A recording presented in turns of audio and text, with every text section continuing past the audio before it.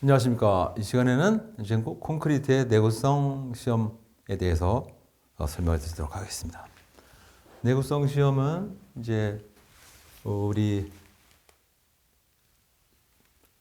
얼마나 내구성이 이제 확보되느냐 아니면 확보되지 않았느냐 이 얘기죠. 그래서 쉽게 말하면 이제 내구성 관련해서는 이거부터 생각하셔야 돼요.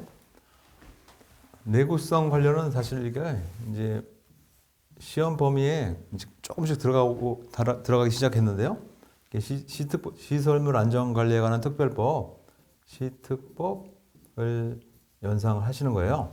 시특법에 시험에 이제 종종 나옵니다. 이제 앞으로는 A, B, C 등급이 있죠. C, D, E 등급이 있는 거죠. 그래서 내구성 시험을 왜 하냐면 이 콘크리트 구조물이 A 등급이냐 또는 E 등급이냐를 판정하기 위해서 하는 시험이다라고 이해하시는 것이 정확하죠. 그래서 A 등급이 되면 가장 좋은 거고요. E 등급이 되면 가장 나쁜 거죠. 나쁜 등급이죠. 그래서 보통 뭐 점검을 하거나 진단을 하면 대부분 어디에 해당되는 점수가 나오냐면 B 등급 내지 C 등급이 나오죠. D 등급은 잘 못 줍니다. E 등급은 더 못 줘요. 왜냐하면 사용을 금지하거나 철거해야 되는 대상이 되는 거거든요. 그래서 2등급은 잘 안 나오고 그 다음에 A등급은 또 잘 안 나옵니다.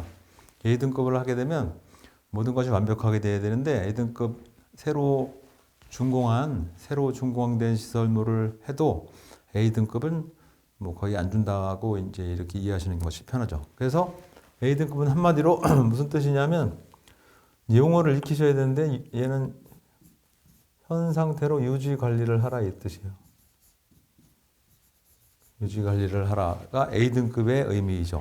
그럼 B등급은 뭐냐면 얘는 유지 관리 수준이 아니고 좀 약간 등급이 좀 떨어지니까요. 주의 관찰하라는 뜻이죠. 주의 관찰. 주의 관찰 단계라고 보는 거죠. 그러면 C등급은 뭐냐면 요거 가장 상등급 유지가 현행대로 하라 이 뜻이고요. B등급 조금 조심하시라 하는 뜻이고 C등급은 무슨 의미냐면 보수 보강하라 이런 의미입니다. 보수 보강을 할 일이 분명히 있다가 C등급이죠. D등급은 뭐냐면요. 똑같은 보수 보강인데 여기는 보수 보강을 즉시 하라. 긴급 보수 보강을 하세요 이 뜻입니다. 보수 보강을 즉시 착수해라. 그 다음에 2등급은 어떻게 되냐면 얘는 어떻게 사용 금지하세요 이 뜻이죠. 그렇죠? 그래서 우리 머릿속에 뭘 생각하시냐면 이제 보통 우리가 일상생활에서 A, B, C, D 등급을 경험해 볼 수 있는 경우가 여러분이 사시는 아파트가 모두들 관심이 뭐 재건축을 하느냐 마느냐 많이 관심이 있단 말이에요. 그래서 재건축을 한다 그러면 재건축 안전진단 통과 이렇게 말을 하죠. 현수막을 붙입니다. 통과라고. 그러면 우리는 재건축 안전진단 통과니까 통과하라고 하면 안전진단을 해서 성능이 일정 수준 도달했어요라고 이제 보통 인식해야 되는데 D등급이 되는 것을 안전진단 통과 이렇게 맞아요. 왜냐하면 돈 벌 기회가 생겼습니다. 새로 재건축을 하게 되었으니 이 뜻이 약간 이제 의미가 좀 퇴색한 거죠. 그렇죠? 그래서 D등급에 대해서 항상 의미를 가지셔야 돼요. 안전진단 통과. 그러면 사실은 우리 아파트가 곧 무너진대 이런 뜻인데 굉장히들 좋아하죠. 왜? 돈을 벌게 됐으니까. 그래서 D등급의 의미죠. A, B, C, D인데 이거 수미양가랑 똑같아요. 수미양가이죠. 그죠? 수미양가. 근데 이제 A, B, C, D인데 A, B, C, D에도 수미양가의 뜻이 있잖아요. 빼어날 수부터 있는 거잖아요. 이제 영어에서는 어떻게 되냐면 A를 유지관리니까 accept 했습니다. accept. B는 주의 관찰합니다. 그러니까 어떻게 주의 관찰을 하려면 세워놓고 해야 되죠. 그래서 break의 뜻입니다. break. 주의 관찰. C는 보수 보강해서 어떻게 교체하세요 이 뜻이죠. 그래서 change의 뜻이고 D는 긴급한 보수 보강을 하세요라고 의미해서 위험하다 해서 dangerous의 D입니다. 시작이.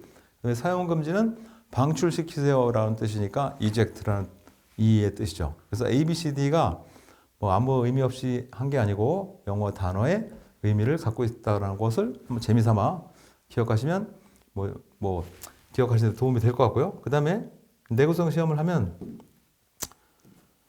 첫 번째 내구성 시험을 착수하는데 이것이 다 있는 건 아니에요. 어떻게 되냐면 첫 번째 시험하는 절차가 있습니다. 절차. 시험하는 절차가 있겠죠. 절차 유관조사하죠. 유관조사입니다. 비파괴 검사의 종류를 쓰세요에도 1번 가장 먼저 언급할 것이 유관조사죠. 유관조사부터 하는 거예요.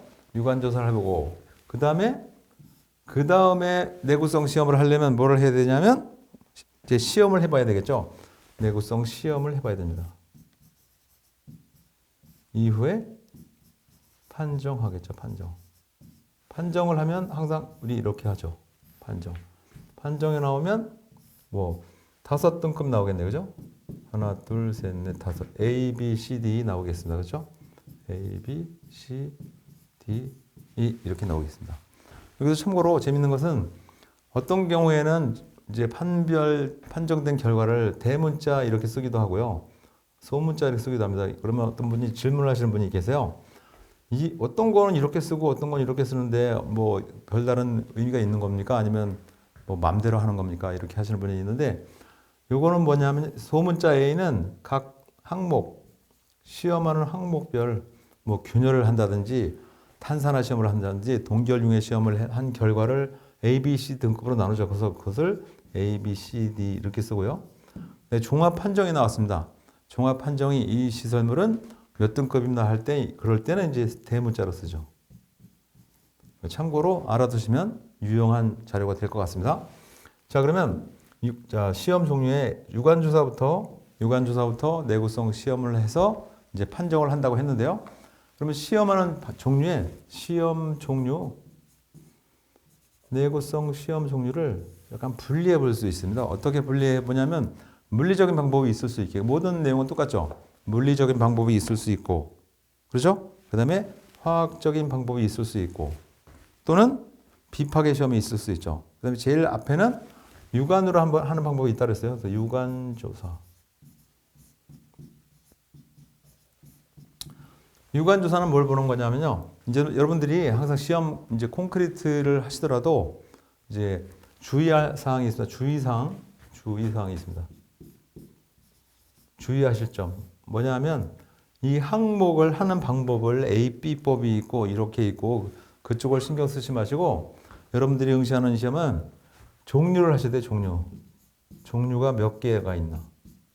종류 몇 개. 요 내용을 기억하시는 것이 점수를 받는 비결이에요. 따라서 시험의 종류, 유관조사는 뭐 있고 물리적 시험은 뭐 있고 적으로 시험하는 것은 뭐 있고 화학적으로 하는 방법은 뭐 있고 그 다음에 또 비파괴 시험은 뭐가 있고 이렇게 분류해서 공부하시는 것이 여러분들이 득점을 하시는 요령이에요.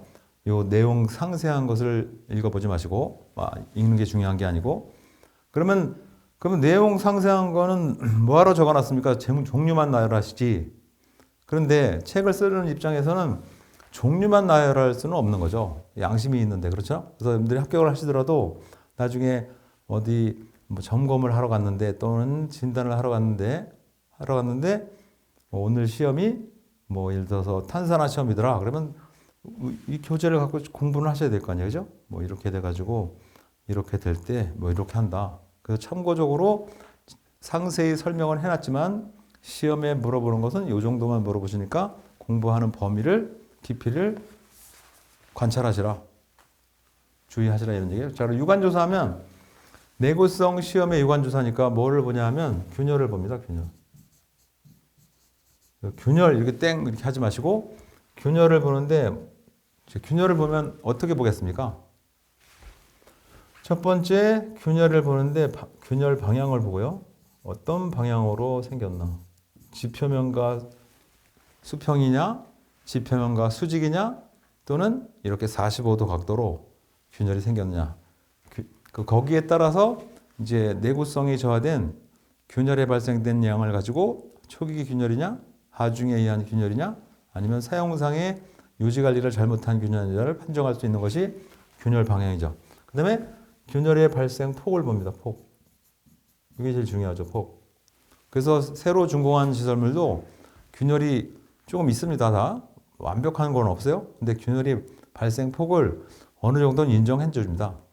대표적으로 건조 환경에 있는 균열 폭을 0.004 mm 43 뭐 숫자를 하면 0.004, 0.003, 43, 0.00, 0.04, 0.03 이렇게 이제 초기 허용 균열 폭이 있는데 그것까지 알 필요는 없어지고 다만 균열 허용 폭을 유관 조사로 본다.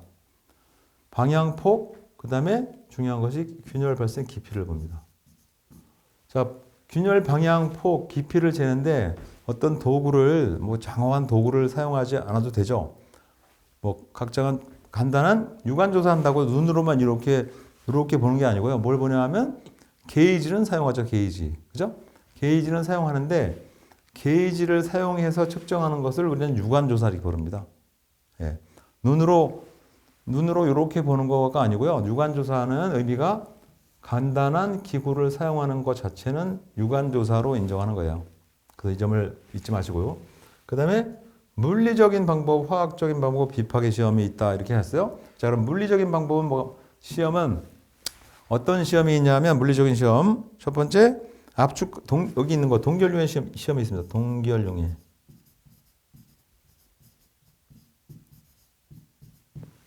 동결융해를 반복시켜서 콘크리트에 어떻게 압축 강도가 얼마나 변하느냐를 보는 거죠. 그 다음에 이제 동결융해 물리적으로 하는 방법 뭐가 있냐면 압축 강도 시험을 하는 거죠. 압축 강도 시험이 있습니다. 슈미트 해머를 합니다. 압축 강도 시험을 봅니다. 이것을 물리적인 방법에 의한 내구성 정도 파악을 위한 시험이다라고 보시는 거죠.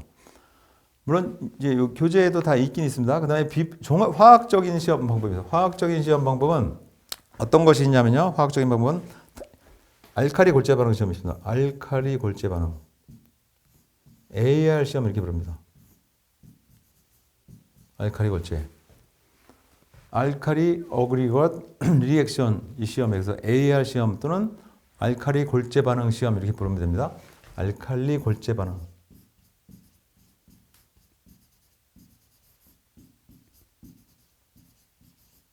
골재 반응 시험이고요. 두 번째 대표적인 시험이 탄산화 시험이 있습니다.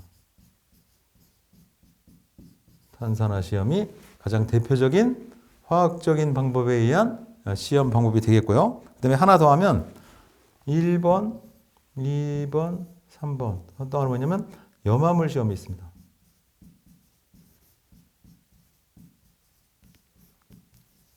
자, 염소이온이 얼마나 들어있는지를 판정하는. 그래서 제일 중요한 것이 물리적 시험, 뭐 물론 중요하지만 화학적인 시험에는 뭐가 있나? 알카리 골재 반응, 탄산화 시험, 염화물 시험 이렇게 세 종류의 화학적인 시험이 있다라고 이해하시고 비파괴 시험에는 이제 뭐가 있냐면 슈미트해머 방법이 있고요. 슈미트해머 방법이 있죠. 그래서 그것을 한국 용어로 쓰면 반발경도법입니다. 반발경도법.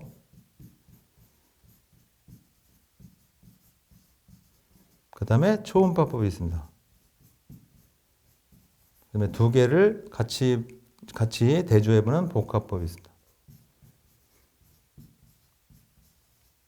자, 그래서 이것이 지금 제가 설명해 놓은 요거, 이 내용이 여러분들이 반드시 알아야 될 내구성 시험 방법의 종류와 범위가 되겠습니다. 이게 끝이에요. 이 교재에 있는 내용을 속속들이 읽어보시는 거 별로 의미 없고요. 이 큰 틀에서 그걸 보셔야 된다 이런 얘기죠.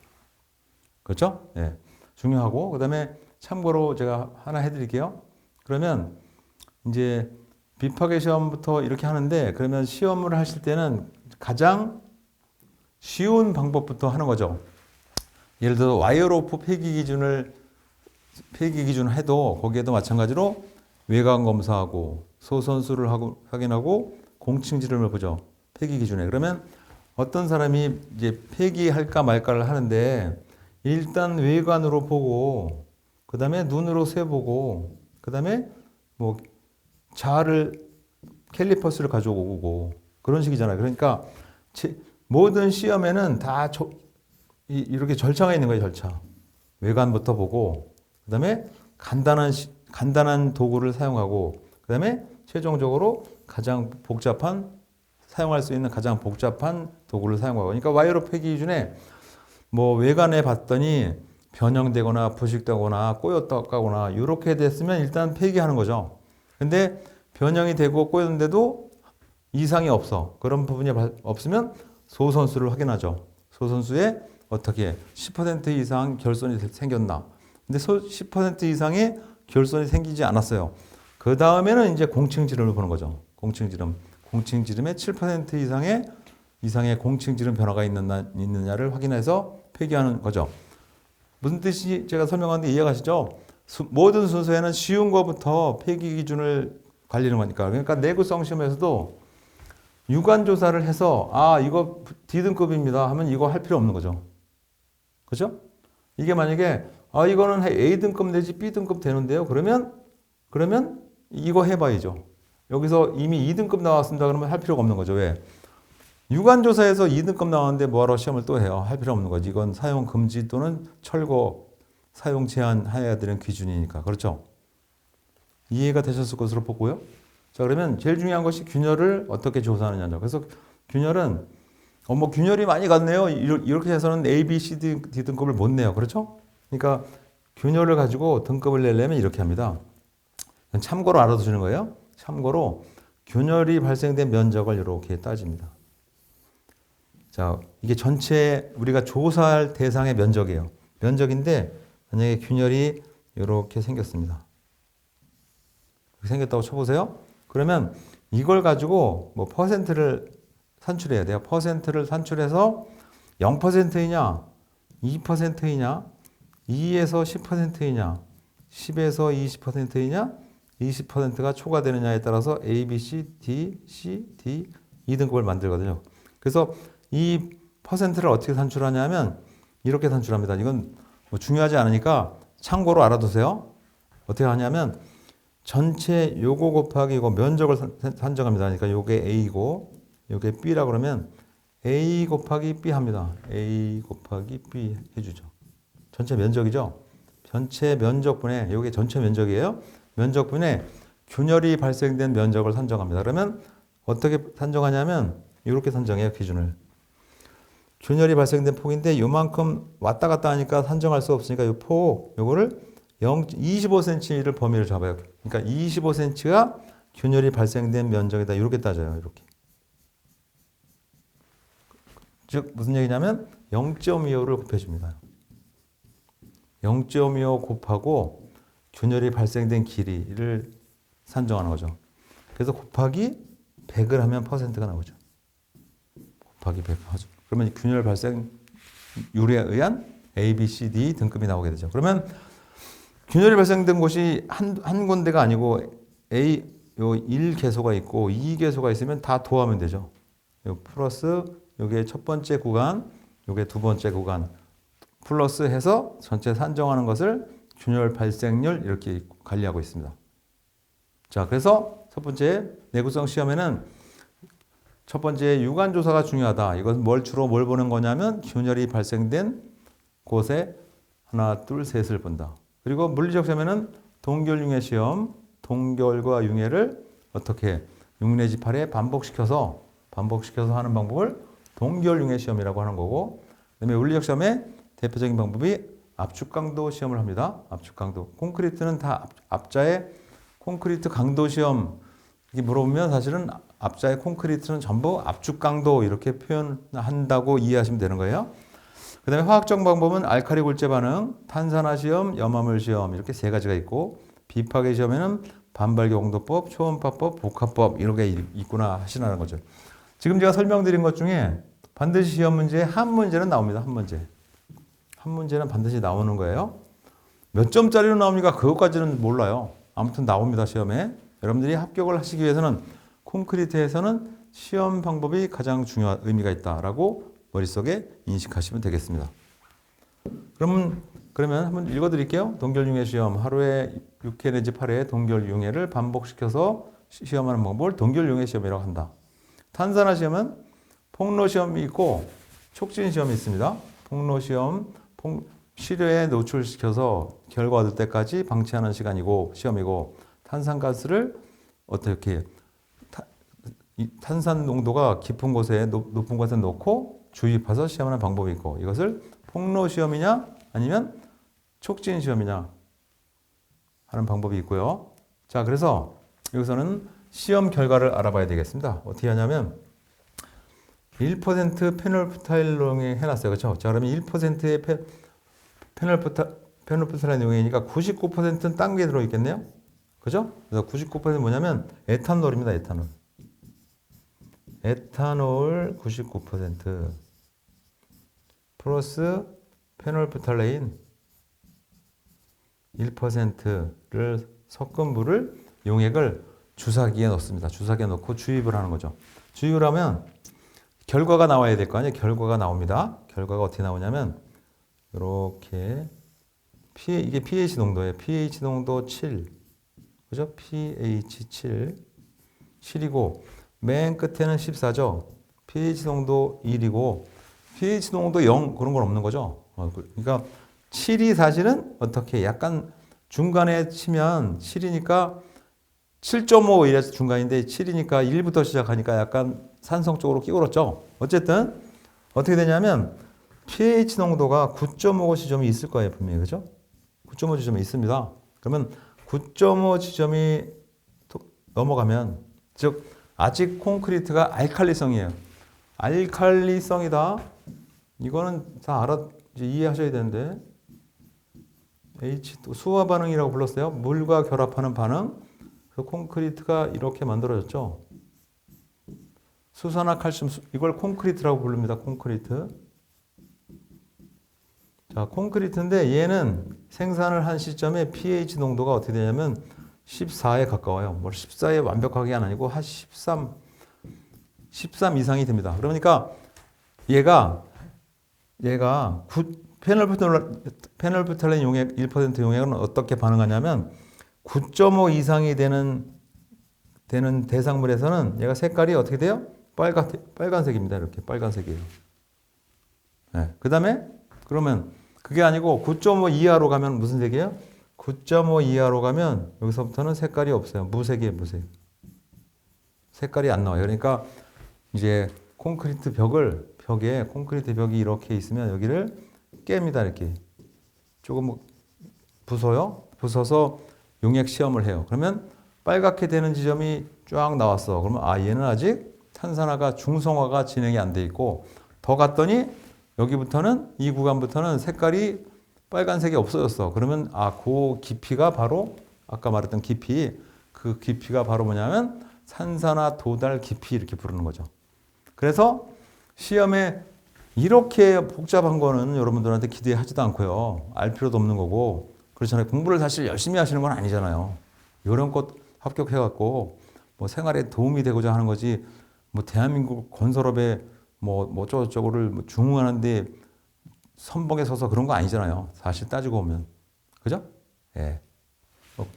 그런 분이 대부분일 거라고 생각하는 거. 물론 난 대한민국 안전관리에 선봉이 되는 대한민국 최고의 사람이 되겠다라고 각오하고 공부하시는 분도 계시겠지만요.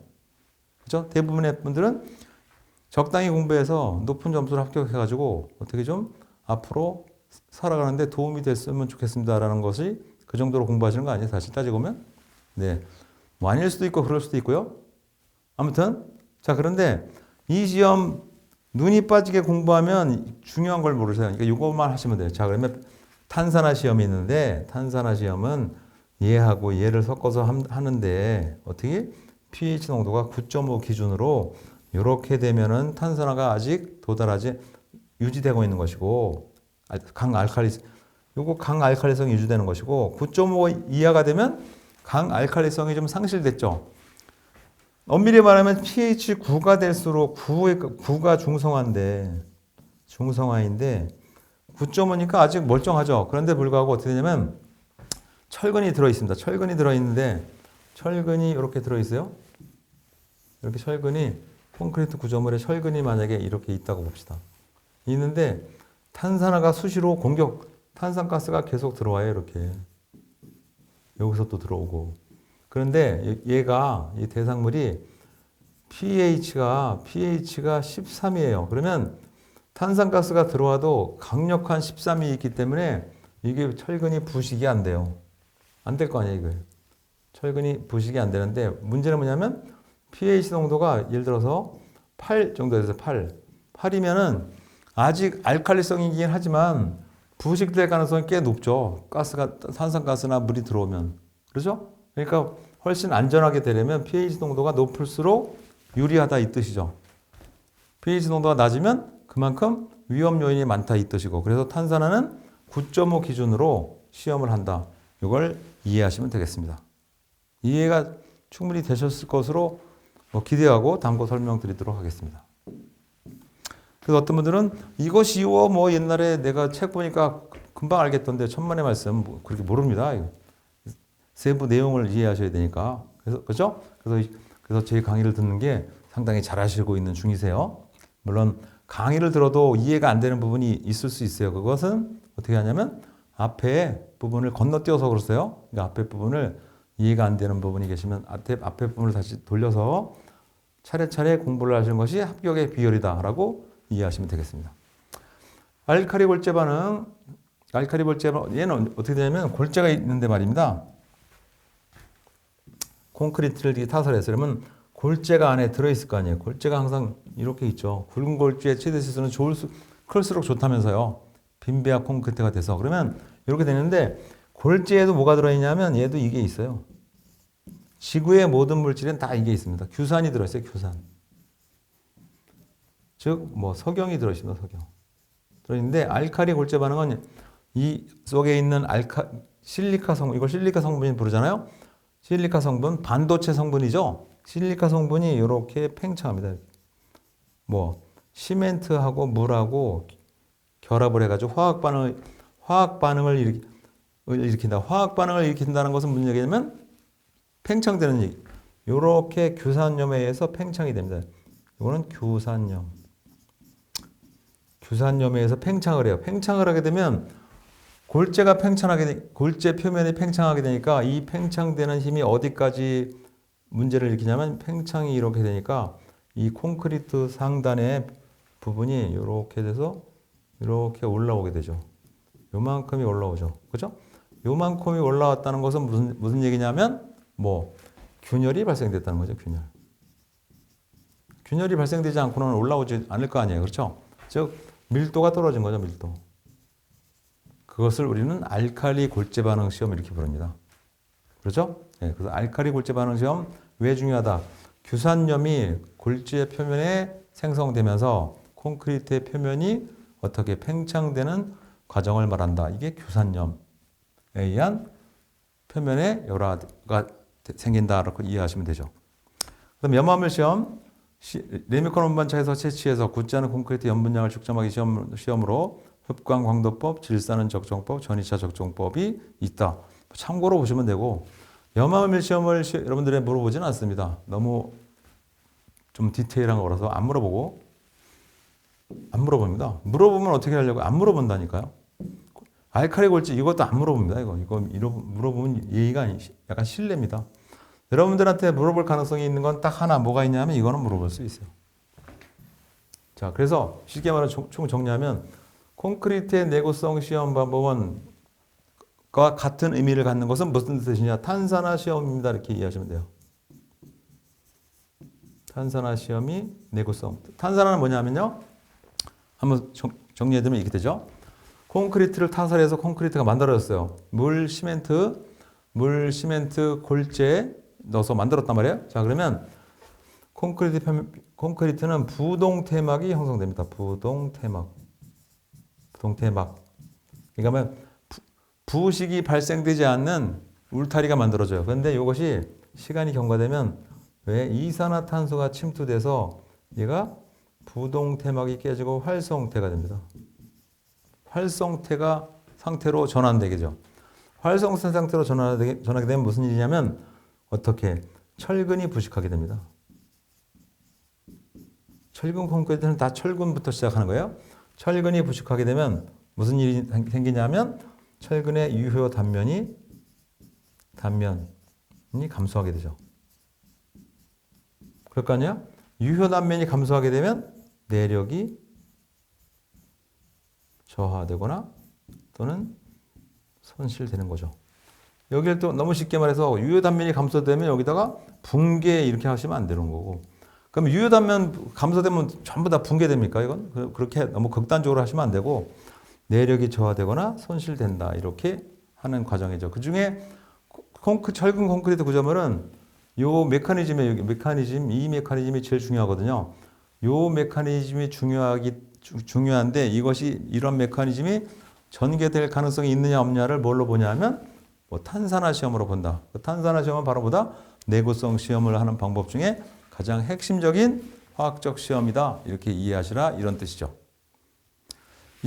잘 이해하셨을 것으로 기대하고 이해가 잘 안 되신 분은 한번 다시 돌려보기를 해보시면 되겠습니다. 예, 감사합니다.